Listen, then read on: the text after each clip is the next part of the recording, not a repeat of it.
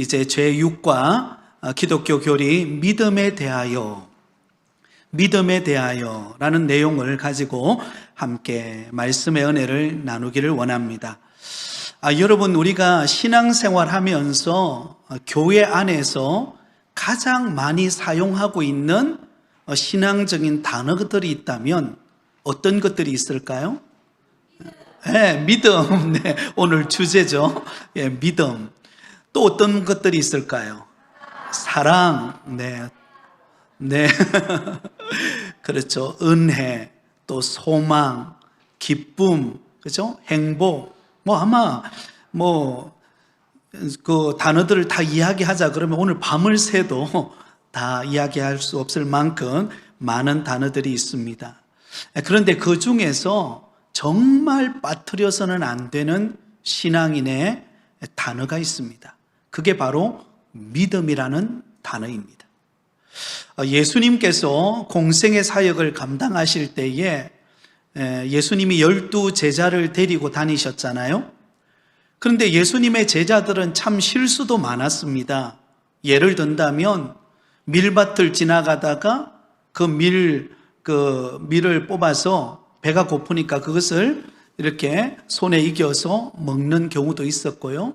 또 여러 가지 제자들의 연약한 부분도 많았어요.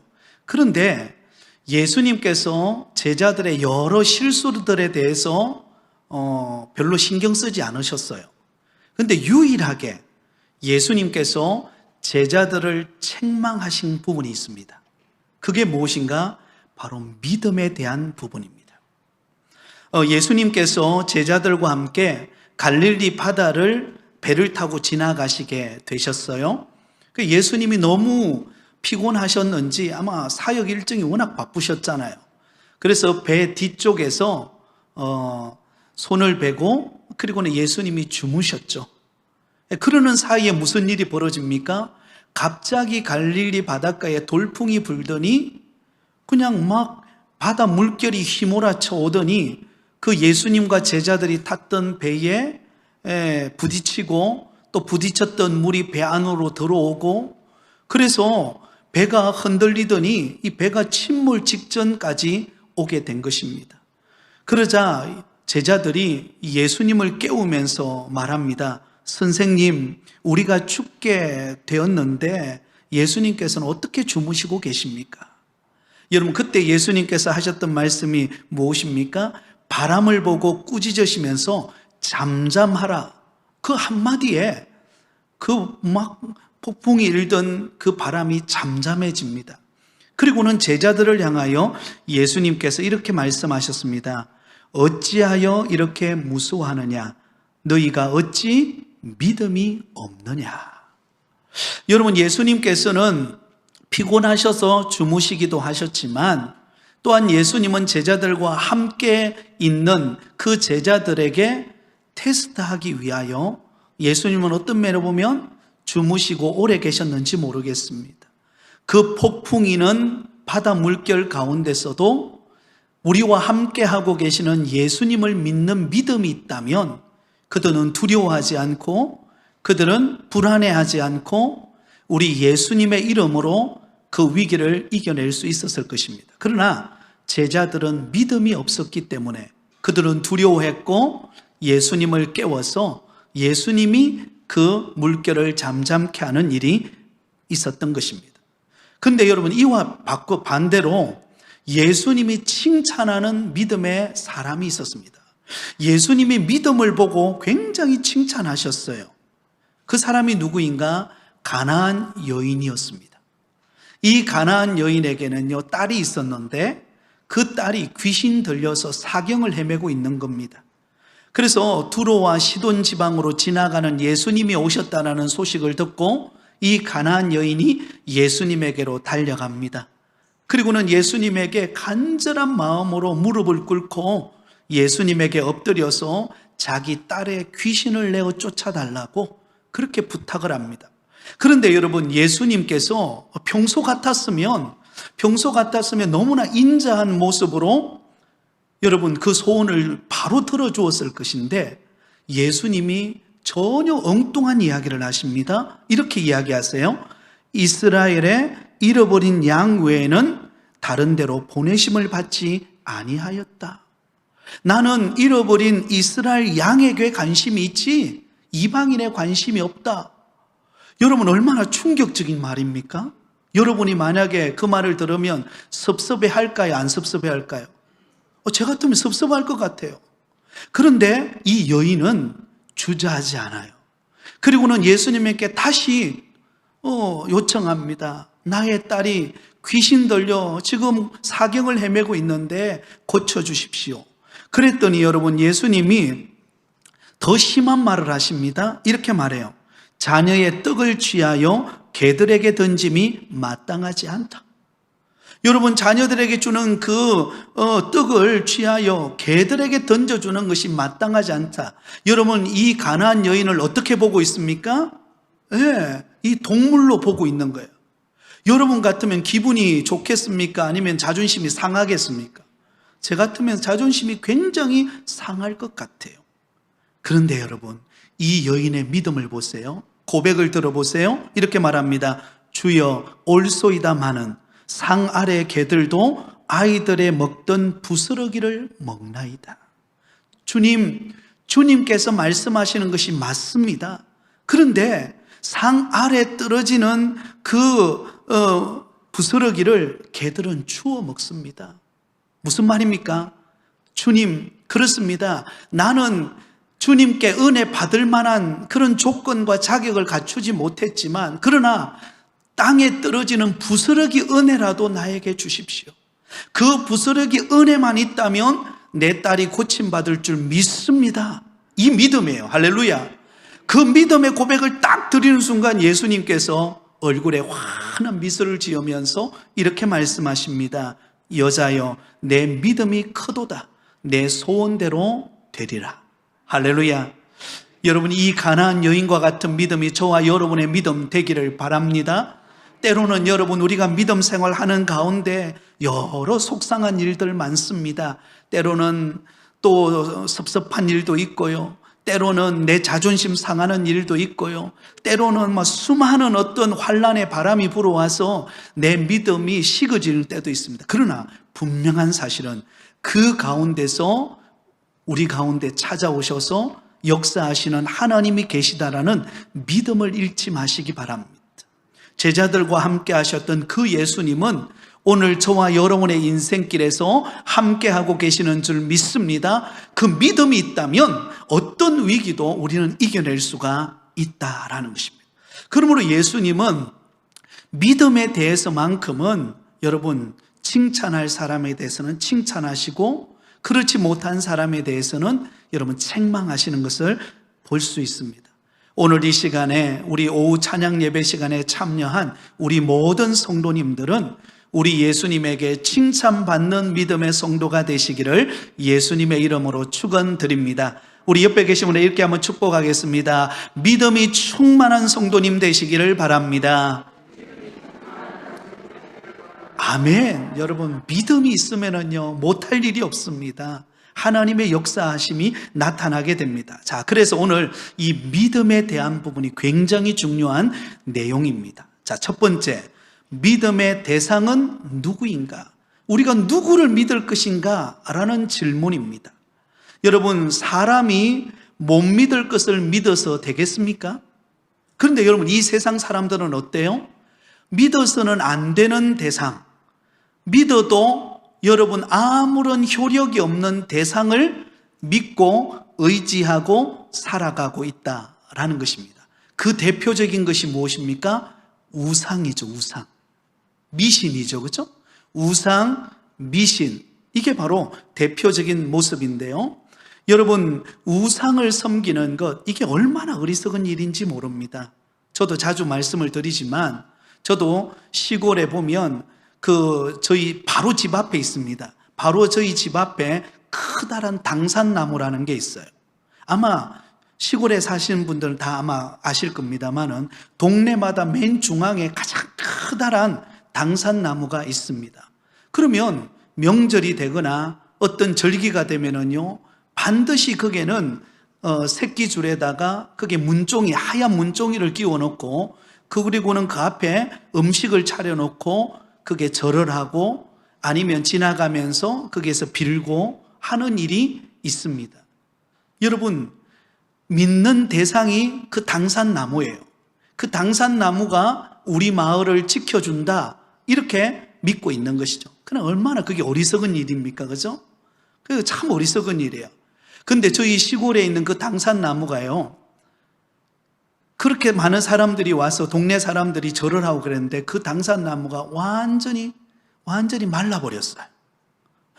완전히 말라버려가지고 다른데 바로 옆에 또 나무를 하나 심었는데 그 나무가 굉장히 큰 나무가 되었습니다.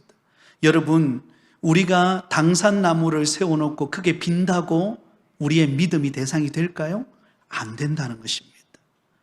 그러므로 우리는 우상을 바라지 말고 우리는 하나님을 믿는 성도가 되어야 할 줄 믿습니다. 이사야서 2장 20절에서 22절 말씀에 이렇게 기록하고 있습니다. 사람이 자기를 위하여 경배하려고 만들었던 은 우상과 금 우상을 그날에 두더지와 박쥐에게 던지고 암흙과 험악한 바위 틈에 들어가서 여호와께서 땅을 진동시키려고 일어나실 때에 그의 위엄과 그 광대하심의 영광을 비하리라. 그 다음 같이 읽습니다. 시작. 너희는 인생을 의지하지 말라. 그의 호흡은 코에 있나니 새말 가치가 어디 있느냐. 무엇을 의지하지 말라고요? 인생을 의지하지 말라. 여러분, 인생을 의지하는 것도 우상입니다. 하나님 아닌 다른 것, 사람을 의지하고 어떤 물건을 의지하고 또 어떤 다른 종교를 의지하고 믿는 것, 이 모든 것이 다 어리석은 행동이다라는 것입니다. 이번에 태국 치앙마이 그 선교지를 방문했는데요, 태국이라는 나라가 보니까 완전 불교 문화권에 속한 나라입니다. 95% 이상이 불교를 믿는 그런 나라예요. 그래서 각 마을마다, 동네마다, 지역마다 사원이 존재합니다. 사원을 세워놓고 그 사원을 중심으로 여러분 모든 생활이 이루어집니다. 그러니까 태어날 때부터 죽을 때까지 사원을 중심으로 그렇게 살아가요. 그래서 여러분 학교도요, 사원 안에 학교가 있어요. 거기에서 배웁니다. 또 그리고 거기에 보면은 머리를 깎은 중들이 있잖아요. 그죠? 그 중들이 상담을 해요. 보통 여러분 상담은 누가 합니까? 상담사가 하죠. 그죠? 상담사가 하거나 아니면 어떤 많이 배운 사람들이 상담을 하는데, 이 태국이라고 하는 나라는요, 누가 상담을 해주는가? 그 머리를 깎은 중들이 상담을 해줘요. 그래서 사원에 이렇게 아주 큰 사원을 한번 방문한 적이 있는데, 거기에 가니까 옆에 한 공간에다가 이렇게 자리를 마련해 놓고 거기에 머리를 깎은 중들이 이렇게 곳곳에 앉아 있어요. 그러면 그게 관광을 왔다든지 아니면 그곳에 들렸던 사람들이 궁금한 게 있으면, 예를 들면 결혼에 대한 것, 아니면 가정의 문제, 또 여러 가지 인생의 고민들을 누구와 의논하는가? 그 중들과 함께 의논해요. 그게 문화가 되어 있습니다. 그래서 죽을 때에 마지막 화장을 하는 모든 것도 다 이 사원을 중심으로 이루어지는 그런 나라였습니다. 하도 향냄새가 많이 나가지고 코를 찌르던데요. 그런 문화권에 속해 있는 나라입니다. 어리석은 거죠. 그죠? 네, 어리석은 거죠. 바로 믿어야 될 믿음의 대상을 잘못 믿는 거죠. 자, 그러면 신앙의 대상은 누구입니까? 한번 따라하겠습니다. 하나님이 우리 신앙의 대상입니다. 자, 거기에다가 신앙의 대상은 하나님입니다. 에다가 하나님에다 동그라미를 쳐놓으세요. 여러분, 우리의 신앙의 대상은요, 유일한 대상은 하나님이십니다. 네, 하나님 외에는 없어요. 그 어느 누구도 우리의 믿음의 대상, 의지의 대상 될 수 없습니다. 만약에 그렇게 대상을 삼는다면 반드시 그것으로 인하여 실족하게 될 것입니다. 자, 요한복음 14장 1절에 이렇게 말씀합니다. 같이 읽습니다. 시작. 너희는 마음에 근심하지 말라. 하나님을 믿으니 또 나를 믿으라. 너희는 마음에 뭐 하지 말라고요? 근심하지 말라. 하나님을 믿으니 또 나를 믿으라. 여러분, 왜 우리 마음에 근심이 찾아올까요? 우리 마음에 근심이 찾아오는 이유는 환경의 문제도 있고 여러 가지 상황의 문제도 있겠지만, 그러나 우리의 믿음의 대상을 바로 하지 못할 때 근심이 찾아옵니다. 여러분, 이 세상에 문제가 없는 사람은 없습니다. 다 기도 제목이 있고, 다 나름대로 가정과 일터와 또 심지어 교회 안에도 어려움이 있습니다. 그러나 여러분, 우리가 근심하지 않고 걱정하지 않는 이유는 우리의 믿음의 대상이신 하나님이 계시기 때문입니다. 하나님을 의지하고 하나님께 맡기고 하나님께 도움을 구하기 때문에 우리 예수 믿는 사람들은 근심하는 게 아니라 도리어 근심하는 대신 뭘 할까요? 기도하는 성도가 되는 것입니다. 한번 따라하겠습니다. 근심하지 말고 기도합시다.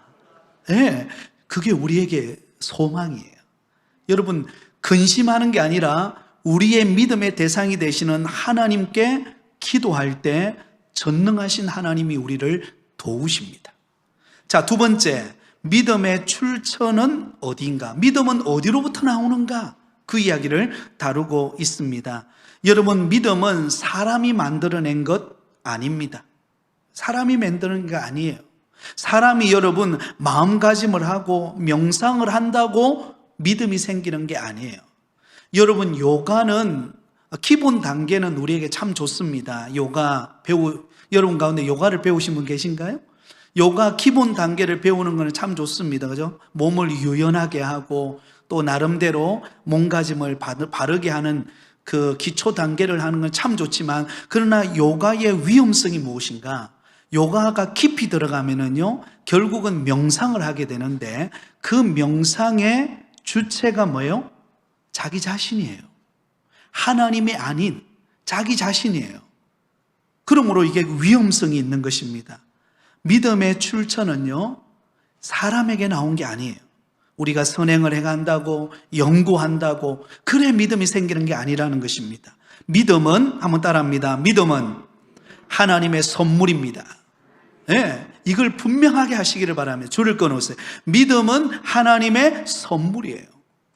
에베소서 2장 8절에 이렇게 말씀합니다. 같이 읽습니다. 너희는 그 은혜에 의하여 믿음으로 말미암아 구원을 받았으니 이것은 너희에게서 난 것이 아니요 하나님의 선물이라. 여러분, 믿음은 위로부터 내려와요. 하나님이 우리에게 주시는 선물입니다. 그러면 여러분, 우리가 믿음으로 구원받고 믿음으로 살아가고 있는 것이 얼마나 큰 축복이고 얼마나 그것이 큰 은혜인지 몰라요. 그죠? 어떤 사람은요, 내가 좀 믿음이 있다고 내가 뭔가 이룬 것처럼 여러분 착각하는데요. 아니에요. 우리가 믿음에 얻는 데 있어서 우리의 노력과 우리의 수고도 필요하지만, 그러나 전적인 하나님의 은혜로 주어지는 선물이 믿음입니다. 그러면 여러분, 하나님 앞에 구하시기 바랍니다. 하나님, 나에게 믿음을 주옵소서. 나에게 더 큰 믿음의 자리로 나아갈 수 있는 은혜를 달라고 구하시기 바랍니다. 여러분, 이 세상에는 많은 선물이 있습니다. 그러나 그 모든 선물보다도 가장 귀한 선물은 바로 믿음의 선물입니다. 자, 그런데 이 믿음은 언제 주어지는가? 그 밑에 나오죠. 성경 말씀과 성령의 감동으로 주어집니다. 동그라미를 치세요. 성경 말씀에다 동그라미를 치고 성령의 감동에다가 동그라미를 치시기 바랍니다. 여러분, 아마 여러분들은 믿음을 갖고 싶을 겁니다. 그렇죠? 지금보다 여러분 앞으로 믿음이 더 좋아지기를 바라세요? 아니면 앞으로 믿음이 점점 떨어졌으면 좋겠어요? 네, 물어보나 말하죠. 그렇죠? 믿음 떨어지기를 원하는 사람은 아무도 없을 거예요. 시간이 흐를수록 마치 창공을 향해 독수리가 날아 올라가듯이 우리의 믿음이 점점 좋아지는 은혜가 있기를 원합니다. 그러기 위해서는요, 믿음이 어디서부터 나오는가? 하나님의 말씀으로부터 나옵니다. 또 하나, 성령의 감동의 역사예요. 로마서 10장 17절은 이렇게 말씀합니다. 그러므로 믿음은 들음에서 나며 들음은 그리스도의 말씀으로 말미암느니라. 여러분, 우리가 듣는 게 굉장히 중요합니다. 하나님의 말씀을 자꾸 듣고 또 듣고 또 들으면 내 믿음이 자랍니다. 그러나 뉴스를 자꾸 듣고 하면 정보는 많이 얻지만 우리 마음은 어떨까요? 더 근심 걱정에 쌓입니다. 그러면 여러분, 하나님의 말씀 듣기를 사모하는 여러분 되기를 바랍니다. 고린도전서 12장 9절에 이렇게 말씀하고 있습니다. 고린도전서 12장 9절, 다른 사람에게는 같은 성령으로 믿음을, 어떤 사람에게는 한 성령으로 병고침의 은사를. 여러분, 성령이 주시는 은사 중에 믿음의 은사가 있어요. 믿음의 은사. 그 믿음의 은사는 어떤 건가 하면 그 성도님이 말만 하면 믿음의 말이 나오는 거예요. 옆에 있는 사람은 아이고 안 돼, 그래서 안 되고 이래서 안 되고 저래서 안 되고 안 되는 것만 이야기해요. 그리고 불평불만만 이야기해요. 근데 믿음의 은사를 받은 사람은요, 그 입술에 안 된다는 말을 하지를 않아요. 하나님이 하실 겁니다. 그리고 하나님이 하실 것이 믿어져요. 뭐 불가능합니까? 하나님이 하실 줄 믿습니다. 그 믿음의 고백을 하는 사람은 믿음의 은사를 받은 사람이라고 할 수 있습니다. 오늘 이 자리에 예배드리는 우리 모든 성도님들은 특별히 성령의 감동으로 믿음의 은혜와 은사를 받으시기를 바랍니다. 그래서 믿음의 말을 하기를 힘쓰시기를 바라요. 예, 믿음의 말을 해보세요. 얼마나 행복해지는지 모릅니다. 믿음의 말을 하면은요, 모든 게 좋아 보여요. 교회도 좋아 보이고, 성도님도 좋아 보이고, 내가 다니는 길거리가 좋아 보이고, 그죠? 어떤 사람은요, 여기 재개발되어지는데 옆을 딱 지나가다가, 아이고, 왜 이리 먼지가 난리나, 이렇게 보는 사람이 있어요. 그죠? 왜 이렇게 복잡하나? 근데 믿음의 사람은요, 야, 여기서 얼마나 우리 부곡교회 교인이 많을까? 할렐루야. 하나님께서 우리 교회를 통하여 이곳을 축복하기 위해 이곳에 이런 은혜를 주시는구나. 여러분, 그런 믿어지는 은혜가 있기를 바랍니다. 우리 교회당 반대편에는요, 지금 롯데마트 있잖아요. 그죠? 롯데마트가 허물어지고 45층 건물이 들어선다는 이야기를 들었습니다. 처음 들어보셨어요? 45층 건물이 들었습니다. 굉장히 높이 올라가죠. 그래서 저는 꿈을 꿉니다. 하나님, 저 45층에 있는 아파트에 사시는 분들이 이렇게 우리 교회를 향하여 바라볼 때마다 윤산 터널만 바라보지 말고 우리 교회를 볼 수 있는 믿음의 눈을 열어달라고. 아멘. 우리 교회를 보면서 오고 싶은 마음이 생길 수 있도록. 그죠? 그래서 여기 금샘 도서관에 왔다가 저 뒤에 교회 있는데 한번 교회 한번 가볼까? 그렇게 올라왔다가 변화받고 예수 믿게 해달라고. 이런 믿음의 고백이 있는 저와 여러분 되기를 소망합니다. 예, 말씀을 통하여, 성령의 감동을 통하여 우리에게 믿음이 주어집니다. 자, 세 번째, 믿음의 실제 방법이 무엇인가? 자, 믿음은 대상을 단순히 생각만 한다고, 어떤 관념 속에 사로잡힌다고, 관심만 가지고는 불가능해요. 우리의 믿음이 참 믿음이 되려면 어떻게 되는가? 그 줄을 끊으세요. 굉장히 중요한 말이 적혀 있습니다. 참 믿음은 나와 믿음의 대상이신 하나님과 어떻게 해야 돼요? 깊은 관계를 맺어야 합니다. 줄을 끊으세요. 별표 하나 하세요. 너무 중요한 말이에요. 여러분, 단순히 우리가 성경 말씀을 들었다고, 물론 들음으로 믿음이 생깁니다만은 듣는 것으로 멈추면 안 됩니다. 왜? 들으면은 나중에는 듣다가 시간이 지나면 어때요? 잊어먹어요. 한 귀로 들어왔다가 한 귀로 흘러버립니다. 그런데 관계를 맺으면은요, 그러니까 믿음의 대상이신 하나님과 깊은 은혜의 관계를 맺고 지속적으로 대화하고 계속해서 그분과 만남을 통하여 우리의 믿음은 참 믿음의 사람이 됩니다. 여러분, 친한 사람은 어떻습니까? 친한 사람은 자꾸 만나고 싶어지죠. 그래서 함께 만나서 음식을 나눠 먹고 함께 시간을 보내고 함께 대화하면 그렇게 행복할 수가 없어요. 그죠? 그게 서로를 믿고 있다라는 증거죠. 서로를 신뢰하기 때문에 서로와 함께 있는 그 자체만 해도 행복한 것입니다. 마찬가지로 우리의 믿음이 단순히 사색적인, 이론적인 그런 지식적인 믿음의 수준이 아니라 참 믿음의 자리로 나가려면 우리의 믿음의 대상이 되시는 하나님과 늘 만나야 하는 것입니다. 깊은 관계를 맺고 만나야만 되는 것입니다. 자, 거기 보면 이렇게 말이 있죠.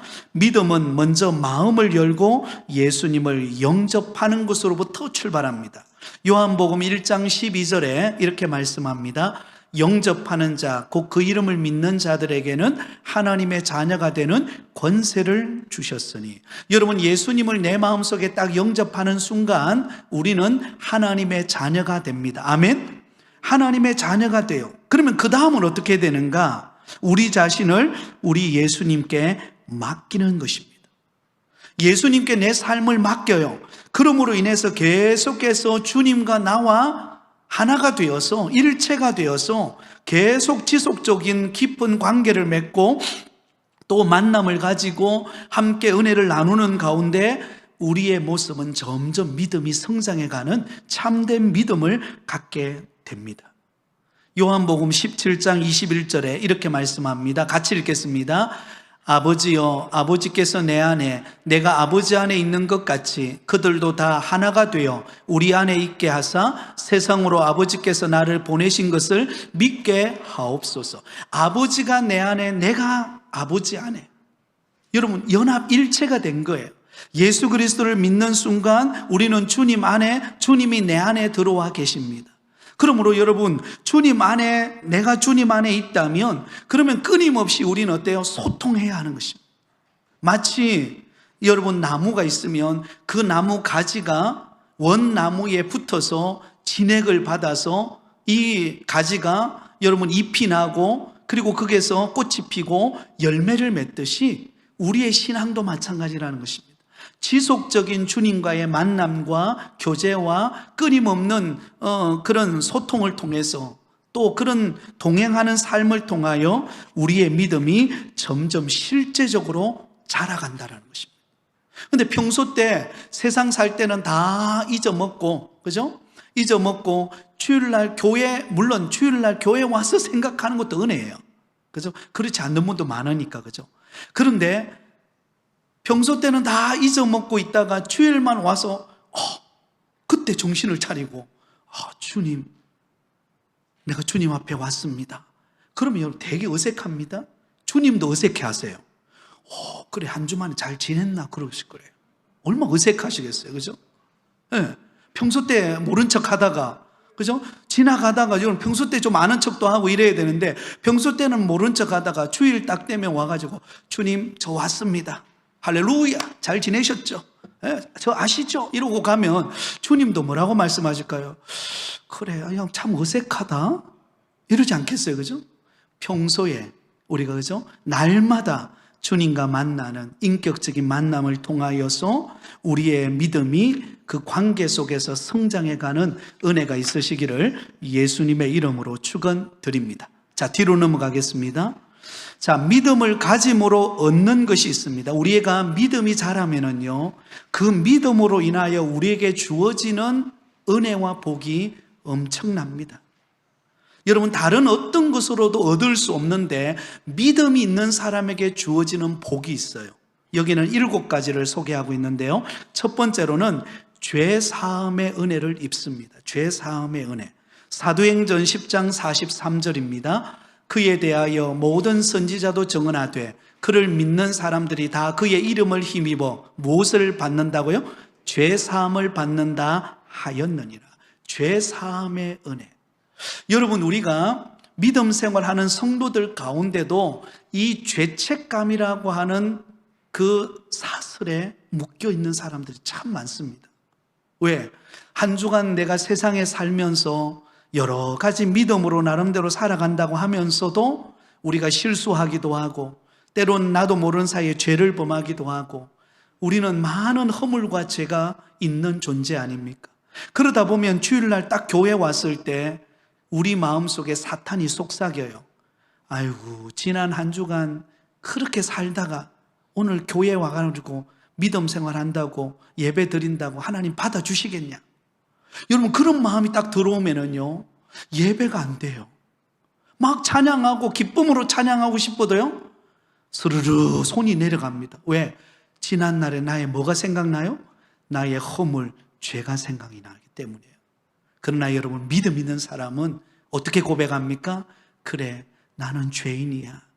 그러나 나의 죄를 용서하시는 우리 예수님에게 나오면 나를 의롭다 하시고 나의 죄를 사해 주시고 나를 깨끗하게 씻어 주시는 분이야. 그리고는 여러분 주님께 나와서 용서를 구하고 은혜를 구하고 죄로부터 자유함을 얻는 그런 역사가 일어나는 줄 믿습니다. 여러분 믿음이 있어야 죄로부터 자유합니다.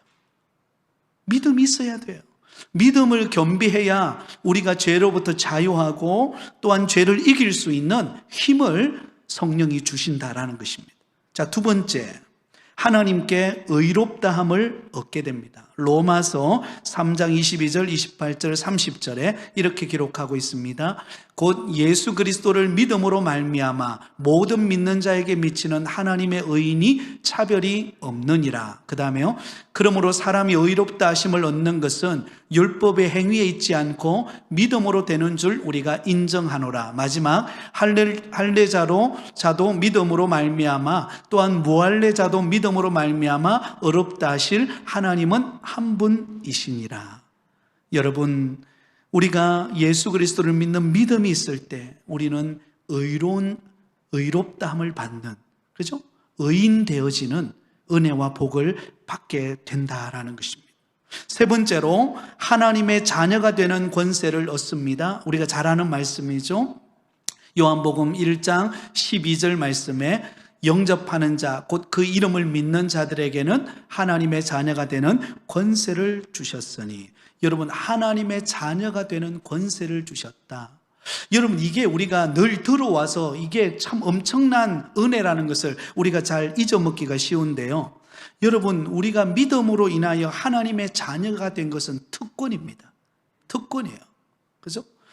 여러분 우리가 지금은 이제 청와대에서 대통령이 나왔지만 청와대가 옛날에 청와대에 대통령이 살 때 청와대 마음대로 못 들어갑니다. 근데 여러분 대통령의 자녀들은 어때요? 그 안에 같이 살아요. 같이 살면서 같이 생활하고 뭐 아니면 밖에 살아도 그 대통령을 만나는데 끓이김이 없습니다. 나 대통령 아들인데 좀 만나려고 합니다. 그러면 뭐 막을지를 않아요. 그리고는 대통령을 만나러 가게 됩니다. 우리도 마찬가지죠.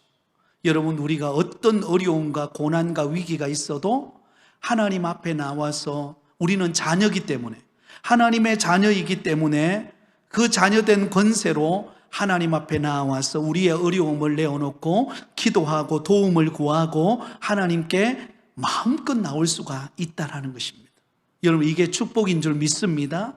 예, 여러분 하나님 앞에 우리는 언제든지 마음껏 나와서 도움을 구하고 은혜를 구할 수 있는 이 놀라운 특권을 우리가 믿음으로 받게 되었다는 것입니다. 자, 네 번째, 구원을 얻었다라는 것입니다. 구원을 얻었다. 마가복음 16장 16절에 믿고 세례를 받는 사람은 구원을 얻을 것이요 라고 말하고 있습니다. 그 다음에 다섯 번째는 성령의 은사를 받습니다. 여러분 믿음 있는 사람에게 하나님은 성령의 은사를 주시는데요. 갈라디아서 3장 14절에 이는 그리스도 예수 안에서 아브라함의 복이 이방인에게 미치게 하고 또 우리로 하여금 믿음으로 말미암아 성령의 약속을 받게 하려 함이라. 여러분 놀랍죠? 믿음을 가지고 나오면은요 성령이 막 우리에게 은사를 부어주세요. 하나님이 우리에게 놀라운 능력을 부어주십니다. 여러분 이게 믿음의 사람에게 주어지는 복입니다. 여러분 우리가 어떤 일을 감당하고 사명을 감당하고 어떤 사역을 감당할 때 우리는 늘 한계를 느끼지 않습니까? 나의 부족함을 느끼고 내가 가진 여러 가지 여건과 환경이 부족하다는 것을 느껴요. 그런데 믿음으로 하나님 앞에 나오면 성령께서 그 필요한 것들을 막 쏟아부어 주시는 거예요. 여건과 환경을 열어주셔서 할 수 있는 능력과 은혜를 부어주시는 줄 믿습니다. 여러분 그것을 우리의 삶 가운데 체험할 수 있는 은혜가 있기를 바랍니다. 사업하시는 분들에게는 사업에게 주시는 성령의 은사가 필요합니다. 아멘. 예, 여러분 우리가 가정을 꾸려갈 때도 가정을 꾸려가는데 지혜와 하나님이 주시는 은사가 필요한 겁니다. 목회를 할 때도 여러분 인간적인 생각과 방법으로 목회가 되는 게 아니잖아요. 성령의 은혜가 있어야 되는 거죠. 성령의 능력이 임하고 성령께서 이끌어가는 교회, 그 교회에 부흥의 바람이 불고 그 교회에 하나님의 폭포수와 같은 은혜가 임하는 역사가 일어날 줄 믿습니다. 그런 역사가 일어나야 하는 것입니다. 여섯 번째, 영생을 얻습니다. 요한복음 3장 16절, 우리가 잘 아는 말씀이죠. 하나님이 세상을 이처럼 사랑하사 독생자를 주셨으니 이는 그를 믿는 자마다 멸망하지 않고 영생을 얻게 하려 하심이라. 그리고 마지막 일곱 번째는요, 천국의 안식을 얻습니다. 천국의 안식을 얻어요. 요한복음 14장 1절에서 3절에 보면 너희는 마음에 근심하지 말라. 하나님을 믿으니 또 나를 믿으라. 내 아버지 집에 거할 곳이 많도다. 그렇지 않으면 너희에게 일렀으리라. 내가 너희를 위하여 거처를 예비하러 가노니 가서 너희를 위하여 거처를 예비하면 내가 다시 와서 너희를 내게로 영접하여 나 있는 곳에 너희도 있게 하리라. 할렐루야. 여러분, 믿음 있는 사람은 안식이 있습니다. 믿음은 여러분 믿어지는 거잖아요. 하나님을 믿어지는 사람에게는요, 안식을 누립니다. 장차 우리가 천국에 들어가서 누리는 안식도 있지만 이 땅에서 믿어지는 은혜, 그게 안식이에요. 여러분, 하나님 앞에 여러분의 인생의 모든 문제를 맡겨드림으로 참된 안식을 누리는 은혜가 있기를 바랍니다. 어디서 오는가? 믿음에서 옵니다. 믿음, 하나님께 맡겨드리는 믿음, 그것을 믿고 나갈 때 하나님께서 역사하시는 것을 보게 될 것입니다. 자, 마지막으로 믿음의 표준은 무엇인가? 여러분, 믿음의 표준, 믿음의 기준은 무엇입니까? 내 뜻대로 되는 게 아니에요. 내가 믿고 싶다고 되는 게 아닙니다. 반드시 하나님의 말씀의 잣대가 있어야 한다는 것입니다. 하나님의 말씀이 믿어져야 합니다. 하나님의 말씀이 우리 믿음의 표준이에요. 그러니까 말씀을 떠나서 믿음이 생긴다? 있을 수 없습니다. 그건 신비주의로 빠지는 거예요. 여러분, 많은 이단들이 왜 빠집니까? 박태선 씨가 처음에 장로님이시잖아요. 이 박태선 씨가 여러분 능력이 나타나니까는요, 수건만 막 던져도 병고침을 받고 하는 일들이 일어나니까는요, 그가 마치 내가 뭔가 된 것처럼 하나님의 말씀을 떠나서 교만해지니까 그가 교주가 되어서 이단이 된 거예요. 여러분, 하나님의 말씀을 벗어나는 모든 것은 다 거짓된 것임을 기억하시기 바랍니다. 아무리 그 사람이 능력이 있고 대단한 뭔가를 이룬다 할지라도 하나님의 말씀의 기준이 없는 사람은요, 그는 여러분 하나님으로부터 버림받은 사람이라고 말할 수 있습니다. 하나님의 말씀이 우리 모든 신앙의 표준입니다. 디모데후서 3장 15절에 이렇게 말씀합니다. 우리 마지막으로 같이 읽겠습니다. 또 어려서부터 성경을 알았나니 성경은 능히 너로 하여금 그리스도 예수 안에 있는 믿음으로 말미암아 구원에 이르는 지혜가 있게 하느니라. 하나님의 말씀, 이 말씀이 우리의 신앙의 표준입니다. 그래서 하나님의 말씀이 늘 나를 이끌어가는 은혜, 하나님의 말씀과 동행하는 은혜, 그 가운데 믿음이 생기고 그 가운데 주님과 동행하는 삶의 열매가 나타나는 은혜가 있을 줄 믿습니다. 그러므로 우리 부곡교회 모든 성도님들은 날마다 주님과 함께 친밀한 은혜 속에서 말씀을 붙잡고 성령의 능력으로 점점 시간이 지날수록 믿음이 성장하는 그런 은혜와 복을 받는 우리 성도님들이 되시기를 예수님의 이름으로 축원드립니다.